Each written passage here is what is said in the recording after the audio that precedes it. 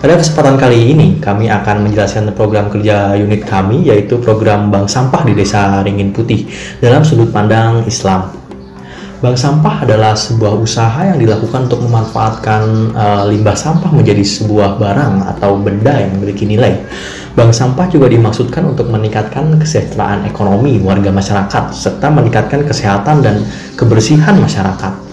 Dengan hadirnya bank sampah, maka diharapkan berbagai masalah yang timbul, mulai dari pencemaran lingkungan hingga masalah terkait kesehatan dapat diminimalisir atau bahkan dihilangkan. Islam sejatinya dalam mengatur segala hal dalam sendi kehidupan, termasuk di dalamnya adalah pengolahan sampah. Jika ada yang bertanya apakah ada dalil Al-Quran atau hadis yang menyebutkan terkait pengolahan sampah secara tekstual, maka jawabannya tidak ada. Namun beberapa hadis yang dapat dirujuk dalam masalah pengolahan sampah adalah sebagai berikut. Dalam sebuah hadis sahih yang diriwayatkan dari Jabir bin Abdillah radhiyallahu anhu, Rasulullah SAW bersabda, "Jika makanan salah satu kalian jatuh, maka hendaklah diambil dan disingkirkan kotoran yang melekat padanya. Kemudian hendaknya dimakan dan jangan dibiarkan untuk setan." Hadis tersebut terkesan seperti sebuah masalah yang sepele. Namun jika kita melihat kondisi sesuatu dengan zamannya, maka pada zaman yang sangat maju dalam pengelolaan sampah, hanya bedanya Rasulullah menyampaikan dengan sangat sederhana. Seharusnya makanan jatuh tersebut menjadi sampah, namun Rasulullah memerintahkan untuk membersihkan kotoran kemudian memakannya agar tidak banyak sampah yang terbuang. Begitu pula ketika Rasulullah SAW menyuruh kita untuk menjilati jari jemari setelah makan. Hal tersebut jika kita melihatnya dengan sudut pandang yang lebih luas, maka sebenarnya itu akan sangat berpengaruh pada keberlangsungan hidup di masa depan. Dengan menjilati jari jemari setelah kita makan, maka hal tersebut dapat mengurangi masalah dalam hal pencemaran air. Di sisi lain, agama Islam juga melarang sebuah tafsir. Tafsir adalah mengabur-aburkan harta atau menyia-nyiakan sesuatu yang bisa dimanfaatkan, dan ini dibenci oleh Allah Ta'ala. Sampai orang yang melakukan perbuatan tabzir disebut sebagai saudaranya setan. Allah Ta'ala berfirman, "Janganlah kalian berbuat tabzir karena orang-orang yang mubazir adalah saudaranya setan." Dan setan itu sangat ingkar kepada Tuhannya. Menurut Quran surat Al-Isra ayat 27-28. Ketika mayoritas sampah bisa kita kelola menjadi sesuatu yang produktif dan memberikan kemaslahan bagi makhluk Allah Ta'ala, maka orang yang tidak terlibat dengan pengelolaan sampah dengan baik atas dasar kesanggupannya, menurut terminologi tabzir, akan membuat pelakunya jatuh dalam perilaku saudaranya setan. Landasan negara dan syariah. Menurut landasan negara, menurut Undang-Undang Nomor 41 Tahun 2004 tentang wakaf. Wakaf adalah perbuatan hukum wakif untuk menyerahkan sebagian harta benda miliknya untuk dimanfaatkan selamanya atau untuk jangka waktu tertentu sesuai dengan kepentingannya guna keperluan ibadah dan kesejahteraan umum menurut syariah.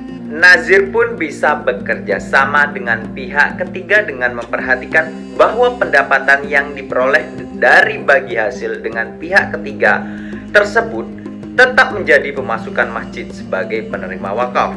Jika memperhatikan pasal 12 Undang-Undang Wakaf, maka nazir pun berhak atas pendapatan dari pengelolaan dan pengembangan harta wakaf yang besarnya tidak lebih dari 10%. Di dalam nas, baik dalam Al-Quran maupun hadis, tidak dipaparkan secara tegas mengenai wakaf, hanya pemahaman secara tersirat mengenai ajaran wakaf sebagaimana dalam Al-Quran, "Lan tanalul birra hatta tunfiqu mimma tuhibbun wa ma tunfiqu min syai'in fa innallaha bihi alim." Artinya, kamu sekali-kali tidak sampai kepada kebajikan atau yang sempurna sebelum kamu menafkahkan sebagian harta yang kamu cintai, dan apa saja yang kamu nafkahkan, maka sesungguhnya Allah mengetahuinya. Quran Surat Al-Imran ayat 92. Persamaan dan perbedaan antara wakaf dan hibah antara lain adalah: satu, dalam wakaf dan hibah terdapat orang yang memberikan hartanya atau yang disebut dengan wakif dan wahib. Barang yang diberikan dan orang yang menerimanya. 2. Apabila seseorang yang berwakaf telah mengatakan dengan tegas atau berbuat sesuatu yang menunjukkan kepada adanya kehendak untuk mewakafkan hartanya atau mengucapkan kata-kata, maka telah terjadi wakaf itu tanpa diperlukan penerimaan atau qabul dari pihak lain. Sedangkan hibah, selain adanya perkataan dan perbuatan yang tegas dari wahib untuk menyerahkan barangnya atau ijab, perlu ada pula penerimaan dari penerima harta yang dihibahkan atau qabul. 3. Benda wakaf adalah segala benda, baik benda bergerak atau tidak bergerak, yang memiliki daya tahan yang tidak hanya sekali pakai dan bernilai menurut ajaran Islam. Sedangkan harta dan barang hibah yang berupa barang apa saja, baik yang hanya sekali pakai maupun bertahan lama, tidak diperbolehkan mewakafkan ataupun menghibahkan barang yang terlarang untuk diperjualbelikan, seperti barang tanggungan atau board, barang haram dan yang sejenisnya. 4. Benda wakaf hanya boleh diberikan kepada sekelompok orang yang bisa dimanfaatkan untuk kepentingan orang banyak. Sedangkan hibah bisa diberikan kepada perorangan ataupun kelompok, baik untuk kepentingan orang banyak maupun kepentingan individu. 5. Barang wakaf tidak bisa menjadi hak milik seseorang, sedangkan barang yang dihibahkan bisa menjadi hak milik seseorang. Penggunaan tanah wakaf dan hibah, karena kegunaan tanah wakaf ini yang sangat banyak, maka bisa digunakan untuk pemberdayaan masjid, perekonomian masyarakat. Hal ini bisa digunakan untuk berbagai kepentingan.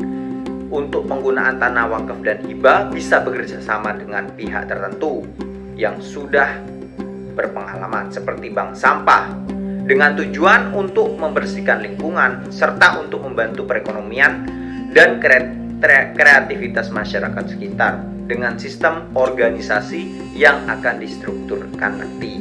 Pada hakikatnya, bank sampah memiliki dua tujuan utama. Yang pertama adalah tujuan ekonomi, kemudian yang kedua adalah tujuan lingkungan. Dalam tujuan lingkungan, manfaat dari bank sampah akan dirasakan outputnya berupa udara yang lebih segar, tingkat kesehatan masyarakat yang lebih tinggi, serta pencemaran air yang dapat diminimalisir. Sementara itu, dalam tujuan ekonomi, sejatinya bank sampah diharapkan memiliki output untuk meningkatkan kesejahteraan ekonomi masyarakat. Konsep dasar bank sampah adalah jual beli sampah. Hal ini tentunya jauh lebih baik bagi masyarakat yang membutuhkan uang dibandingkan jika mereka harus melakukan pinjaman ke bank yang sebenarnya telah jelas-jelas diharamkan oleh Allah Subhanahu wa taala. Sebagaimana telah difirmankan oleh Allah Subhanahu wa taala dalam Quran surah Al-Baqarah ayat 275 yang berbunyi, "Ahalallahu bai'a wa harrama riba", yang artinya, dan Allah telah menghalalkan jual beli dan mengharamkan riba. Jika melakukan pinjaman ke bank, biasanya peminjam akan dikenakan bunga atau riba, dan tak jarang jumlah bunga yang dibayarkan malah berjumlah lebih banyak daripada pokok pinjaman. Padahal niat awal seseorang melakukan pinjaman di bank biasanya adalah niat yang baik. Entah itu digunakan untuk anak sekolah, digunakan untuk membangun usaha, atau bahkan menolong orang sakit.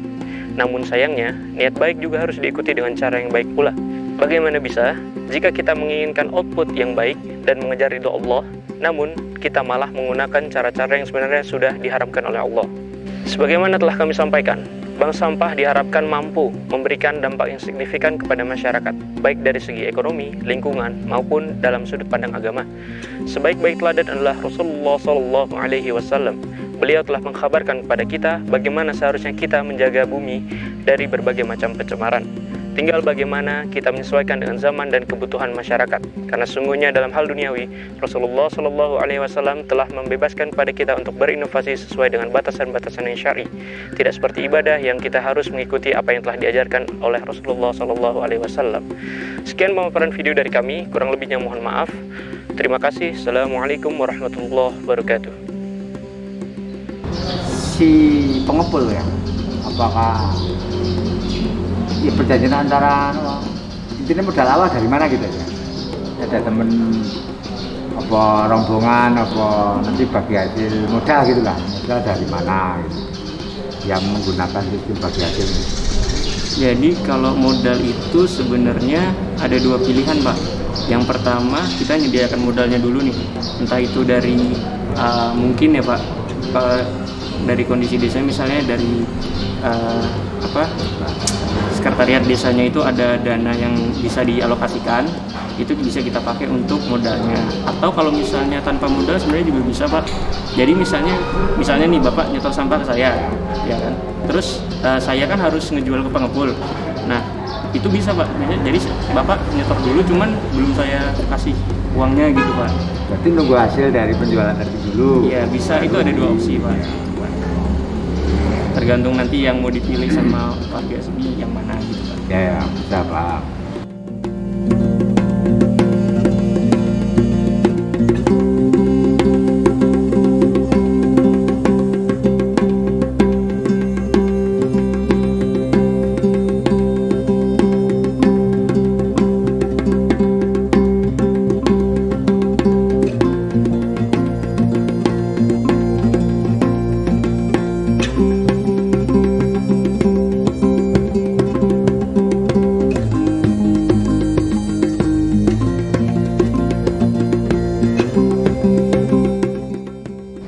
Kami dari KKN UI Unit 308 mengucapkan terima kasih Desa Ringin Putih. Sampai jumpa.